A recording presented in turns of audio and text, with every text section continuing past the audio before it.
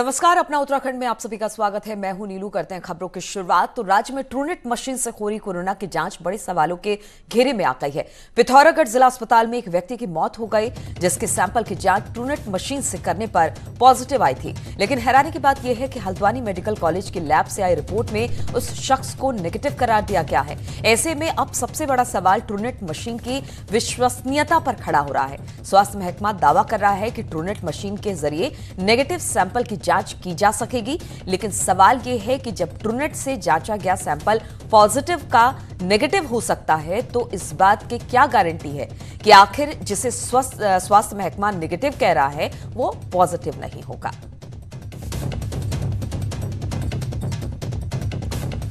तो Truenat machine पर अब सवाल खड़े हो रहे हैं। हालांकि ट्रूनेट इस मशीन को मंगाया इसलिए गया था ताकि ज्यादा से ज्यादा कोरोना मरीजों के टेस्ट किया जा सके, लेकिन अब एक मामला जब सामने आया है तो उसको लेकर पिथौरागढ़ में हड़कंप है और इस पर कई सवाल उठ रहे हैं। बताया जा रहा है कि पिथौरागढ़ जिला अस्पताल में एक व्यक्ति की मौत हो गई, जिसकी सैंपल की जांच ट्रूनेट मशीन से करने पर वो पॉजिटिव आई थी।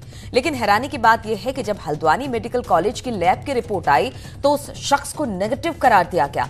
ऐसे में अब सबसे बड़ा सवाल ट्रूनेट मशीन की विश्वसनीयता पर खड़ा हो रहा है। स्वास्थ्य महकमा दावा कर रहा था कि ट्रूनेट मशीन के जरिए नेगेटिव सैंपल की पहचान की जा सकेगी, लेकिन सवाल यह है कि जब ट्रूनेट से जांचा गया सैंपल पॉजिटिव का नेगेटिव हो सकता है, तो इस बात की क्या गारंटी है कि आखिर जिसे स्वास्थ्य महकमा नेगेटिव कह रहा है वो पॉजिटिव नहीं हो सकता है। तो कई अब सवाल ट्रूनेट मशीन को लेकर उठ रहे हैं कि ज्यादा से ज्यादा सैंपलिंग की बात की गई थी, ट्रूनेट मशीन मंगाई गई थी, लेकिन अब इस तरह का वाकया सामने आया है। विजय वर्धन पिथौरागढ़ से हमारे साथ जुड़ गए हैं। विजय, ये पूरा मामला है क्या? कब इस महिला का टेस्ट हुआ था, फिर ये हल्द्वानी लैब गया और ये मामला किस तरह से खुला?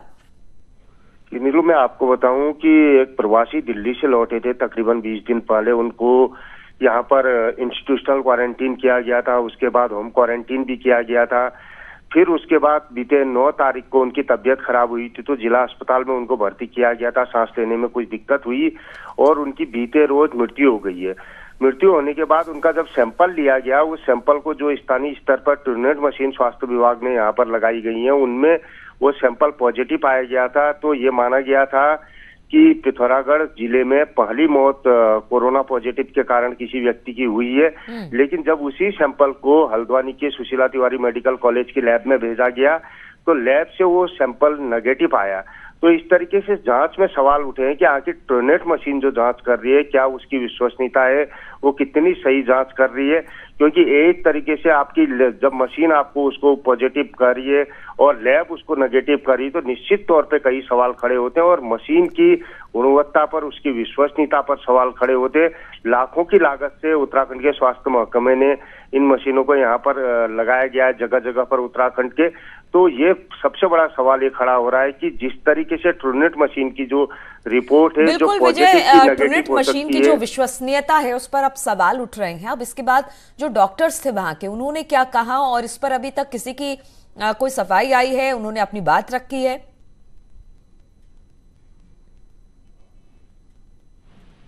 विजय जी, मैं आपको बताऊं, अभी तक इस तरीके का कोई नहीं, लेकिन जो जिस तरीके से हमारी बात हुई थी स्वास्थ्य महकमे के लोगों से, उनका ये कहना था कि जो नेगेटिव सैंपल है उनको आइडेंटिफाई करने के लिए ये ट्रूनेट मशीन काम आएगी। लेकिन सबसे बड़ा सवाल ये है नीलू कि जिस तरीके से जो रिपोर्ट पॉजिटिव की नेगेटिव आती है, तो जो नेगेटिव सैंपल ये आइडेंटिफाई करेंगे वो पॉजिटिव नहीं होंगे। विजय, तो इसकी ऑथेंटिसिटी पे, इसके विश्वसनीयता पर अब सवाल खड़े हो रहे हैं। लाखों की लागत से ट्रूनेट मशीन तो ले आई गई, लेकिन अब जब ये पूरा मामला खुलकर सामने आया है तो सवाल उठ रहे हैं। सुनील प्रभात देहरादून से हमारे साथ इस वक्त इसी खबर के साथ जोड़ आए हैं। सुनील, जिस तरह से पिथौरागढ़ में ये पूरा मामला आया, ट्रूनेट मशीन आने से कहा गया था कि हालात बेहतर होंगे, कोरोना की ज्यादा से ज्यादा जांच हो पाएगी। हालांकि जो हल्द्वानी लैब है वही इस बात को बिल्कुल पुष्ट करेगा कि हाँ ये व्यक्ति है कि नहीं, लेकिन शुरुआती जांच के लिए ट्रूनेट मशीन काफी कारगर थी। लेकिन अब जब ये मामला सामने आया है तो अब इसी ट्रूनेट मशीन पर की विश्वसनीयता पर सवाल उठ रहे हैं।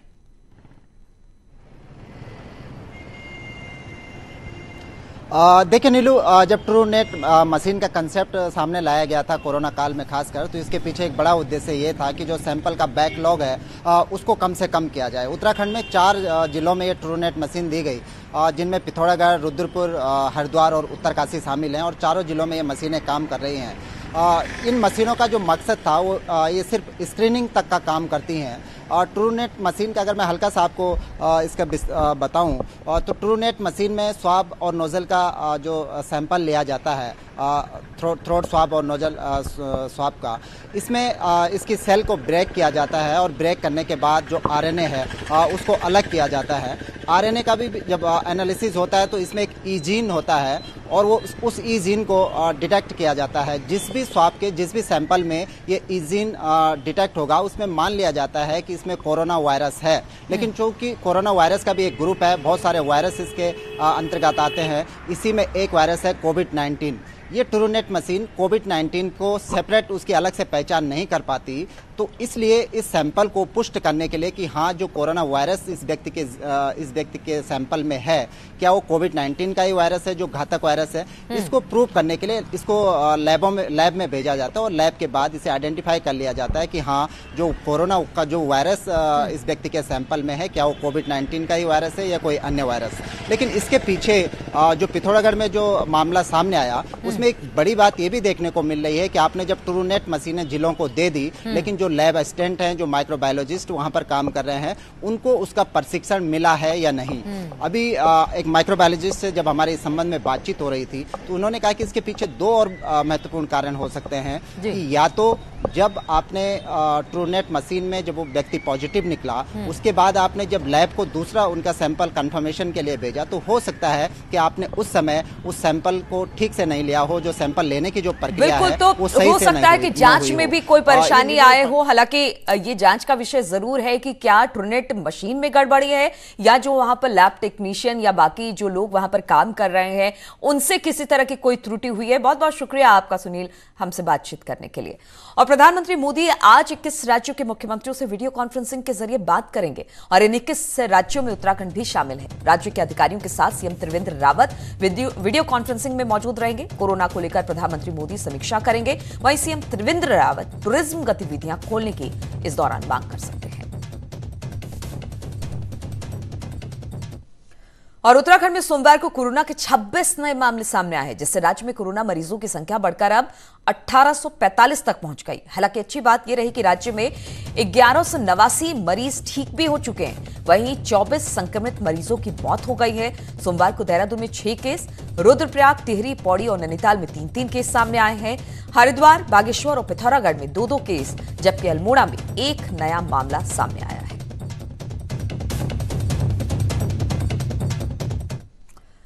कोरोना को लेकर उत्तराखंड सरकार ने एक बड़ा फैसला लिया है। राज्य में अब घर घर जाकर प्रत्येक व्यक्ति की स्क्रीनिंग की जाएगी। अगले 10 से 12 दिनों के अंदर स्क्रीनिंग कराने के निर्देश सीएम त्रिवेंद्र सिंह रावत ने जारी किए हैं। इसके लिए सीएम ने सभी जिलों के डीएम को निर्देश दिए। आशा और आंगनबाड़ी वर्करों की मदद से ये स्क्रीनिंग का काम किया जाएगा। हमारे पास लगभग 10,000 के करीब आशाएं हैं और 18,000 के आसपास हमारे पास आंगनबाड़ी जो 2 हैं वो हमारे पास है। कुल मिलाकर आंगनबाड़ी का हमारे पास लगभग 36,000 से अधिक का स्टाफ है।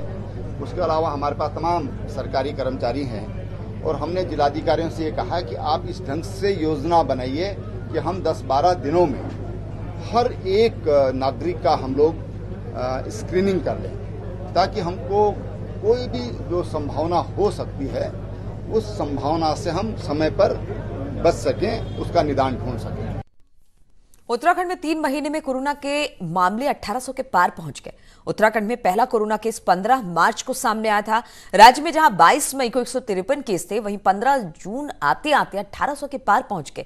सोशल एक्टिविस्ट अनूप नौटियाल का कहना है कि सरकार के सामने 3 चुनौती है कि कम्युनिटी ट्रांसफर ना हो, इन्फेक्शन रेट 5% से भी कम रहे और कोरोना से मौत ना हो। वहीं सरकारी प्रवक्ता मदन कौशिक का कहना है कि सरकार की तैयारी पूरी है। उत्तराखंड में कोरोना को 3 महीने पूरे। 15 मार्च को पहला केस विदेश से, उसके बाद मरकज़ वाले केस, उसके बाद मिश्रित केस, उसके बाद हमारे प्रवासी भाइयों और बहनों के केस, उसके बाद में हाल ही में हमारे बीच में से निकलते हुए केस। डेटा की बड़ी तस्वीर, लगभग 40,000 टेस्ट, 1800 से ज़्यादा पॉजिटिव केसेस, 1100 केसेस। प्रदेश के सामने 3 बड़ी चुनौतियाँ। सबसे पहले कि समुदाय में कोरोना के केसेस ना फैलें। दूसरी बड़ी चुनौती कि किस तरीके से इन्फेक्शन रेट को प्रदेश 5% से नीचे रखे, और तीसरा कि डेथ रेट को कंटेन और कंट्रोल करें। ये सही है कि राज्य में वर्तमान में कोरोना के कुछ मामले लगातार बढ़े हैं, लेकिन इसके बावजूद भी जो राज्य की परिस्थिति है उसमें हमने जो हमारे राज्य की तैयारियां हैं, संसाधन हैं, हमारे पास क्वारंटाइन सेंटर हैं, हमारे पास आइसोलेशन के बेड हैं, हमारे पास जो मेडिकल इक्विपमेंट हैं, वो सारे पर्याप्त। और कोरोना का बड़ा असर वेंडिंग पॉइंट के बिजनेस पर भी पड़ा है। 22 मार्च से लेकर अब तक देहरादून के करीब 120 वेडिंग पॉइंट में 70 से 80 करोड़ का नुकसान हुआ है। देहरादून जिला प्रशासन ने वेडिंग पॉइंट्स यानी कि शादी समारोह वाले जगह में 50 लोगों के साथ ही शादी की परमिशन दी है, लेकिन वेडिंग पॉइंट मालिक 50 लोगों की परमिशन से नाराज हैं। मालिकों का कहना है कि कोई भी परिवार 50 लोगों के लिए 1-1.5 लाख का वेडिंग पॉइंट बुक नहीं करेगा, जिसमें खर्च निकालना मुश्किल है। हम 50 आदमियों में से अपना खर्चा निकाल ही नहीं सकते, क्योंकि लेबर का खर्चा इतना है और उसको सजाने संवारने में ही इतना खर्चा हो जाएगा जो कि पार्टी को देना मुश्किल पड़ेगा। हाँ, ये भी एक कंफ्यूजन है, क्योंकि अभी जो गाइडलाइंस इनकी 50 की आई है उसको लेके अभी कंफ्यूजन है। लोग आगे की बुकिंग्स वगैरह नहीं कर पा रहे हैं उसको लेके। वहीं कांग्रेस ने मांग की है कि वेडिंग पॉइंट बिजनेस से तमाम लोगों के काम जुड़े हैं, इसलिए सरकार को 150 लोगों तक की अनुमति शादी के लिए देनी चाहिए। बीजेपी विधायक मुन्ना सिंह चौहान का कहना है कि वो इस मामले में सरकार से बात करेंगे। हम सरकार से मांग करते हैं कि इसको खोलना चाहिए, सोशल डिस्टेंस बनाकर इनको खोलना चाहिए। बड़े बड़े वेडिंग पॉइंट है, अगर 100-150 चेयर लग जाएंगी तो कहीं कोई दिक्कत नहीं आ रही। जो वेडिंग पॉइंट ऑनर्स हैं, जाहिर तौर पे काफ़ी इन्वेस्टमेंट होता है और काफ़ी पैराफेरनेलिया उसका खर्चे होते हैं, तो उसको व्यवहारिक बनाने की आवश्यकता है। और निश्चित रूप से इस पे उनके एसोसिएशन की जो डिमांड होगी उस पर सरकार विचार भी करेगी। कोरोना को लेकर अभी तस्वीर साफ नहीं है कि महामारी कब खत्म होगी, और इसी डर से अक्टूबर-नवंबर की बुकिंग भी अभी तक नहीं आ रही, जबकि मार्च-अप्रैल में लॉकडाउन की बुकिंग के दौरान ही एडवांस पेमेंट वापस करनी पड़ी थी। न्यूज़ 18 के लिए देहरादून से दीपांकर भट्ट की रिपोर्ट। और नेता प्रतिपक्ष इंदिरा हृदयेश ने आरोप लगाया कि राज्य की बीजेपी सरकार में आम से लेकर खास तक किसी का काम नहीं हो पा रहा। इंदिरा ने कहा कि इसलिए सत्तारूढ़ दल के विधायकों से लेकर मंत्री तक सब परेशान हैं। इंदिरा यही नहीं रुकी, उन्होंने कहा कि कांग्रेस से बीजेपी में शामिल हुए नेता सरकार से मुक्ति पाना चाहते हैं। अपने लोगों को भी और आम जन को भी, अगर कोई एमएलए जाए और उसके कहने से काम ना हो तो उसकी कितनी प्रतिष्ठा रह जाएगी। अब बहुत सारी कहानियां मैं सुनाऊंगी नहीं, क्योंकि व्यक्तिगत टिप्पणी हो जाती है। मंत्री तो मुझसे 5 मंत्री तो कांग्रेस के ही, जो मुझसे रोजी यदा कदा बात करते रहते और वो अपने अनुभव मुझे बता देते हैं धीरे से, और बेचैन है कि कब इनसे छुटकारा हो। और आज केदारनाथ आपदा की बरसी है। केदारनाथ आपदा 2013 को गुजरे 7 साल पूरे हो चुके हैं। आपदा में जहां कई लोगों के काल के गाल में समा गए, वहीं कई लोग 7 साल बाद भी इस आपदा के बाद के परिणाम झेल रहे हैं, दिन रात खतरा उठा रहे हैं।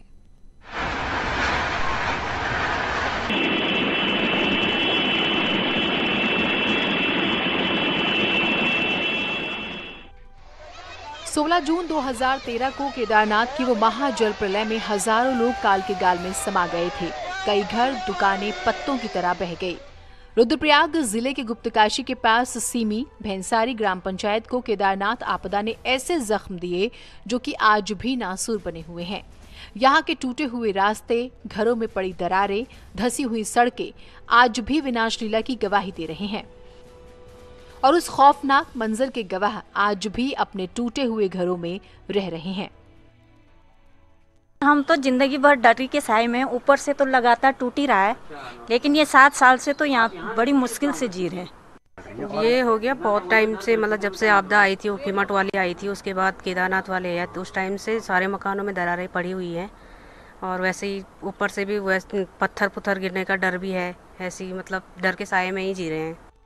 सीमी गांव के नीचे मंदाकिनी नदी में एक पावर प्रोजेक्ट बना। आपदा के दौरान यहां पानी के तेज बहाव की वजह से पहाड़ का धंसना शुरू हो गया, जिससे गांव के 70 परिवारों के घरों में दरारें पड़ गईं।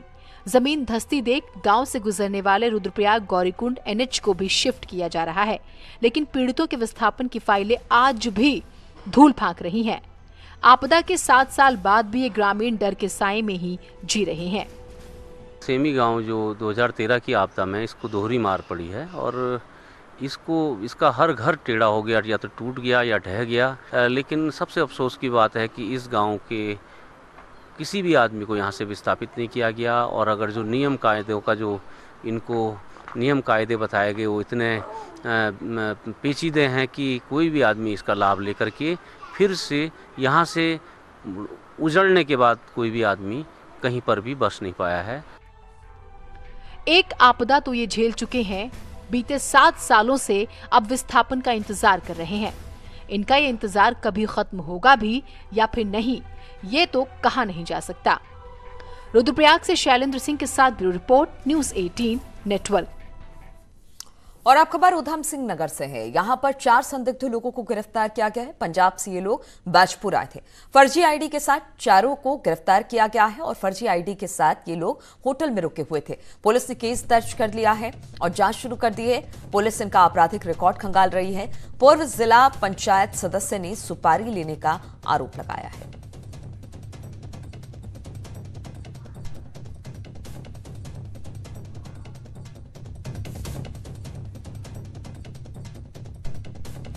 तो फर्जी आईडी के साथ कुछ संदिग्ध गिरफ्तार किए गए हैं। 4 लोग बताए जा रहे हैं। 4 संदिग्ध लोगों को फिलहाल तो पुलिस ने गिरफ्तार कर लिया है। बताया जा रहा है कि पंजाब से ये लोग बाजपुर से आए हैं और फर्जी आईडी के साथ चारों को गिरफ्तार किया गया। फर्जी आईडी के साथ ये लोग होटल में रुके हुए थे। अब पुलिस ने इस पूरे मामले में केस दर्ज कर लिया है और जांच भी शुरू कर दी है। पुलिस इनका आपराधिक रिकॉर्ड तक खंगाल रही है, क्योंकि पूर्व जिला पंचायत सदस्य ने सुपारी लेने का आरोप लगाया है। तो 4 लोगों की गिरफ्तारी हुई है। संदिग्ध हालात में एक होटल में रुके हुए थे। कहा यह जा रहा है कि फर्जी कागजात के साथ और फर्जी पहचान के साथ ये लोग होटल में रुके हुए थे, जहां पर पुलिस ने अब इन्हें गिरफ्तार कर लिया है। पंजाब के बाजपुर से वो यहां पर आए थे और अब पुलिस इस पूरे मामले को खंगालने की और जांच करने की कोशिश कर रही है।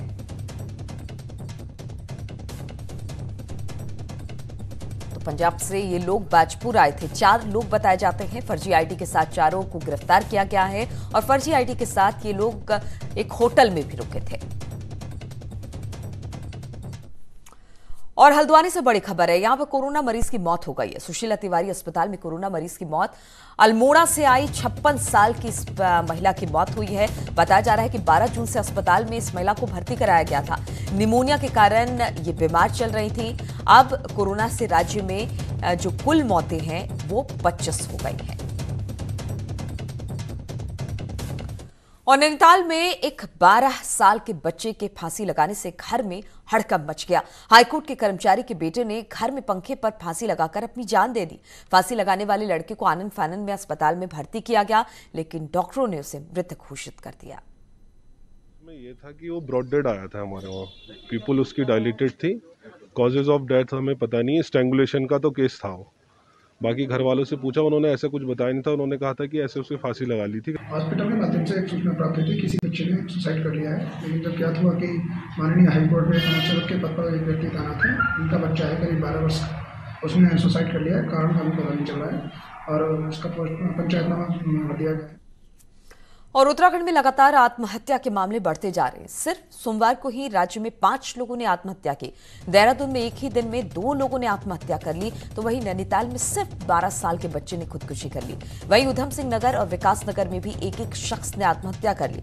कुल मिलाकर एक ही दिन में पूरे राज्य में 5 लोगों ने आत्महत्या कर ली। वहीं अल्मोड़ा में भी 3 लोगों ने आत्महत्या की कोशिश की। हालांकि फिलहाल तीनों को बचा लिया गया है।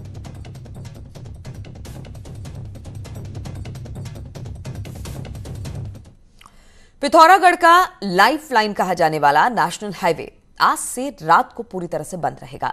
ऑल वेदर सड़क कटिंग के कारण पिथौरागढ़ के घाट तक वाहनों की आवाजाही पर रोक लगा दी गई है। प्रशासन ने रात 8 से सुबह 5 बजे तक वाहनों की आवाजाही पर रोक लगाई है। असल में इन दिनों इस हाईवे से गुजरना पास पहाड़ियों को वहां पर पहाड़ियों को कटने का काम चल रहा है, जिसकी वजह से खतरा लगातार बना हुआ है। फिलहाल रात में इस वजह से सारे वाहन सेरा घाट के रास्ते जा सकते हैं। और रुकेंगे छोटे से ब्रेक के लिए, लेकिन ब्रेक के बाद भी लगातार खबरों का सिलसिला जारी रहेगा।